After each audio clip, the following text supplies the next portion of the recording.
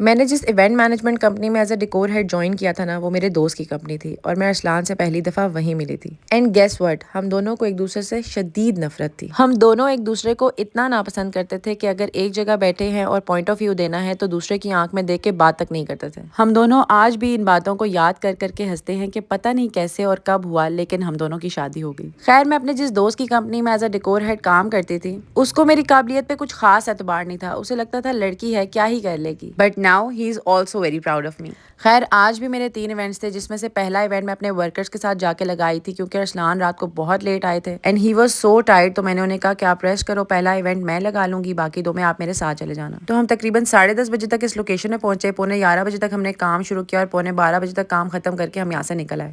آئی came back home. Arsalan کے لیے میں نے ناشتہ بنایا اور ورکر سے کہا باقی ایونٹس کا سامان لوڈ کریں. Then we headed towards our second location, جو کہ عسکری 14 کے قریب تھی. اور یہ اتنا خوبصورت فارم ہاؤس تھا اینڈ یہ لوگ اپنا فارم ہاؤس رینٹ پہ بھی دیتے ہیں. تو اگر کسی کو اس کی ڈیٹیلز چاہیے ہوئی تو مجھے کمنٹ سیکشن میں بتا دیجیے گا، میں اونر کا نمبر آپ کو ٹیکسٹ کر دوں گی. اور اگر آپ کو ایونٹ ڈیکور سے ریلیٹڈ کوئی بھی کوئری یا ڈیٹیل چاہیے ہوتی ہے تو میں نے کیپشن میں مینشن کیا ہوتا ہے اپنی بزنس پروفائل کو، اور کولیب میں بھی ڈالا ہوتا ہے، تو آپ ڈائریکٹلی وہاں میسج کیا کریں. اور بزنس پروفائل کی بایو میں کانٹیکٹ ڈیٹیلز بھی ہوتی ہیں، تو یو کین ڈائریکٹلی کال اور واٹس ایپ. آج کے جو لاسٹ 2 ڈیکورز تھے نا، ان کو کرنے میں مجھے بہت ہی مزہ آیا تھا کیونکہ اس میں تھوڑی سی کریٹیوٹی زیادہ تھی، اور جب بھی میں کچھ ڈفرینٹ کرتی ہوں تو مجھے بڑا ہی مزہ آ رہا ہوتا اسے کرنے کا. یہ دن میں بھی اتنا خوبصورت لگ رہا تھا، آئی وش کہ میں نے اس کو رات میں کیپچر کیا ہوتا. But I had to leave for the 3rd location, جو کہ اس لوکیشن سے 1 گھنٹہ دور تھی. اور رستے میں اگر آپ کو ٹریفک مل جائے تو بس پھر تو ہو گیا آپ کا کام. بٹ تھینکفلی ان کا ایونٹ تھوڑا سا لیٹ اسٹارٹ ہونا تھا، تو ہمارے پاس آلریڈی ایک ایج تھا. Thanks to Allah and thanks to my team کہ ہم نے تینوں ایونٹس ٹائملی ڈیلیور کیے. اینڈ آپ لوگوں کو آج کے ڈیکور کیسے لگے مجھے کمنٹ سیکشن میں ضرور بتائیے گا.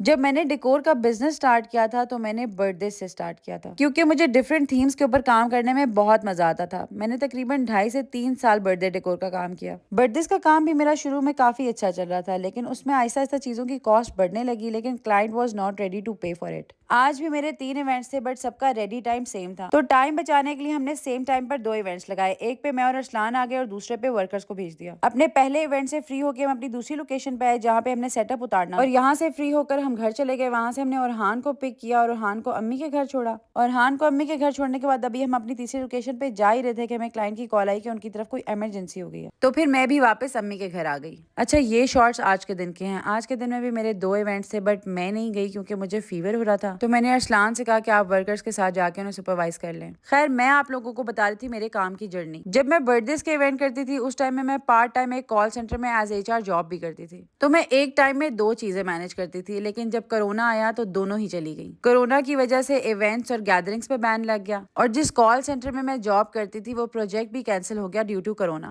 جب کرونا آیا تو میں نے تقریباً 1 سال اپنی سیونگ سے گزارا کیا، لیکن آف کورس حالات ورس سے ورس ہوتے جا رہے تھے. And then I joined a real estate firm agency 21 as investment advisor. Real estate کی فیلڈ میں انٹر ہونا میرے لیے ایک بہت بڑا چیلنج تھا کیونکہ میرا سیلز کی فیلڈ سے دور دور تک نہ کوئی تعلق تھا، نہ کوئی experience. But I had to do that because I was the only bread earner for my small family, جس میں صرف میں اور میری اماں تھے. اینڈ میرے پاس اور کوئی بھی آپشن نہیں تھا کیونکہ ایونٹس پہ بین لگ گیا تھا اور سیونگ ساری ختم ہو گئی تھی. ایک چیز ہمیشہ یاد رکھیے گا، جب لوگ آپ کے لیے زمین کو تنگ کرنے کی کوشش کرتے ہیں نا اور آپ کے مشکل وقت میں خوش ہوتے ہیں، تو وہ یہ بھول جاتے ہیں کہ اللہ سے بڑا کوئی کارساز نہیں ہے. مجھے نہیں پتا کہ یہ سب کیسے ہوا اور میں نے یہ کیسے کر لیا، لیکن مجھ پر اللہ کا اتنا کرم ہوا کہ میں نے 2.5 سال کے اندر ریئل اسٹیٹ کی فیلڈ سے تقریباً 1 کروڑ روپیہ کمایا. 2020 سے لے کر 2023 تک میں نے کیا کیا دیکھا اور سروائیو کیا، یہ میں بیان نہیں کر پاؤں گی. ایک چیز جو میں نے اپنی زندگی میں کبھی بھی نہیں سیکھی وہ ہے ہار ماننا.